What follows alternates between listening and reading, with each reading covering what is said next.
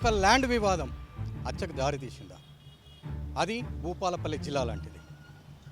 హైదరాబాద్ లాంటి ప్రాంతాల్లో ల్యాండ్ గురించి మర్డర్లు కాదు ఏవైనా జరుగుతాయి. కానీ ఇక్కడ ఒక కౌన్సిలర్ భర్త మర్డర్ అయ్యాడు. ఆ హత్యకు కారణం ఎవరు? కేవలం భూ జాగా గురించి ఈ హత్య జరిగిందనేది ఒక కంప్లైంట్ మాత్రమే, పైకి కనిపిస్తున్నది మాత్రమే.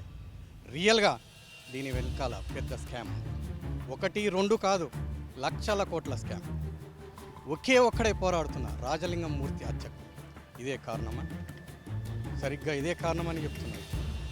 చూద్దాం. రాత్రి 7 గంటలు ఫంక్షన్ వెళ్ళి మరి కాసేపట్లో ఇంటికి చేరేవాడు. కానీ అతని వెనకాలనే 4 ఉన్నారన్న విషయం గుర్తించలేకపోయాడు. అతని కోసమే కాపు కాసిన 4 ఇంటికి కొద్ది దూరం ఉండగానే మనం చూస్తున్న ఇదే స్పాట్, ఈ స్పాట్ కాడికి రాగానే 4 కత్తులతోని కడుపులో పొడిచాడు, తల మీద పొడిచారు. ఆయన కడుపులో నుంచి పేగులన్నీ బయటకు వచ్చాయి. ఆన్ ది స్పాట్ ఆయన చనిపోయాడు. ఈ హత్యకు చాలా పెద్ద కారణమే ఉందని చెప్పేసి తెలుస్తుంది. మాజీ ఎమ్మెల్యే గండ్ర వెంకటరమణారెడ్డి ఈ హత్యకు కారణమని వాళ్ళ భార్య చెప్తాను.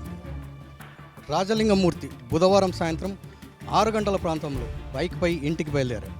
అంబేద్కర్ చౌరస్తా పరిసరాల్లో రాగానే ముసుగులు ధరించిన కొందరు వ్యక్తులు రాజలింగమూర్తి వాహనాన్ని అడ్డుకున్నారు. ఆయనను కత్తులతో విచక్షణారహితంగా పొడిచారు. పొట్టలో పొడవడంతో పేగులు బయటకు వచ్చాయి. రాజలింగమూర్తి చనిపోయినట్లు నిర్ధారించుకున్న ఆ గుర్తు తెలియని వ్యక్తులు పారిపోయారు. మరి రాజలింగమూర్తిని చంపింది ఎవరు? లోకల్ వాళ్ళ, లేక ఎవరైనా సుపారీ ఇచ్చి మర్డర్ చేయించారా? ఇంత పక్కా ప్లాన్తోని చేశారంటే ఇది కంపల్సరీ సుపారీ హత్యనే. కేవలం ల్యాండ్ కోసం అనేది చిన్న సాకు మాత్రమే. దీని వెనకాల కాళేశ్వరం కుట్ర ఒకటి ఉన్నదనేది జనాలు అనుమానిస్తున్నారు, వాళ్ళ భార్య ఆరోపిస్తుంది. చేస్తా 10 మంది దాకా ఇక్కడికి వచ్చేళ్ళు, బండి వేసుకొని వచ్చేళ్ళు, బండి వేసుకొని వచ్చేళ్ళు. ఇక్కడ ఒక 10 మంది దాకా ఉన్నారు. ఏమైంది అనుకో చూసే వరకు అది ఇక్కడ కట్ చేసేసి పేగులు మొత్తం బయట పట్టేస్తాయి. పడితే అందులో అంబులెన్స్ వచ్చింది, తీసుకెళ్ళాడు. రండి పేగు కట్ అయినాక ఆ కట్టు వాచి ఒకటి ఒక వాచ్ ఉన్నది, బ్లాక్ వాచ్ ఉన్నది. ఇక్కడ ఒక పేగు కట్ అయ్యి ఇక్కడ ఉన్నది, పేగు పక్కన ఉంటే ఆ పేగు పక్కన వాచ్ ఉన్నది.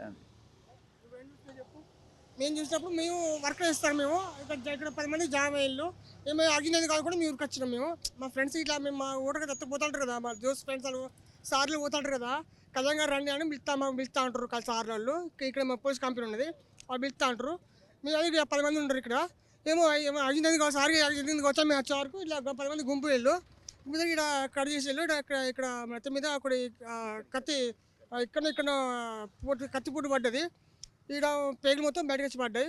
ఆయన మొత్తం పానంతో కుట్ల కింద మీద ఆడుతాడు. అంబులెన్స్ వచ్చింది, అలా పోలీసులు వచ్చేళ్ళు. అంబులెన్స్ రాలేదు, పోలీసులు వచ్చేళ్ళు. మీరు వెళ్ళిపోయి బాబు, మీరు వెళ్ళిపోయి బాబు అన్నారు. మేము వెళ్ళిపోయాం. మేము అది తెలుసు కదా.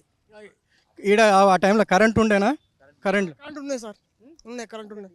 ఇక్కడ లేదు, అక్కడ ఉంది, ఇక్కడ లేదు కరెంటు. అబ్బాయి మాస్క్ వేసుకున్నాడు, ఇట్లా దస్తీపు కట్టుకొని వచ్చేళ్ళు వేసేసి వెళ్ళిపోయారు వాళ్ళు. మీరు చూసి రాలను? నేను చూడలేదు. అంటే మాస్క్ ఇట్లా పెట్టుకున్న వాళ్ళని చూసి కట్టుకున్నారు అంతకు చూసిన సార్. నాకు తెలియదు, నాకు హోటల్లో పని చేసుకుంటూ వచ్చినాను.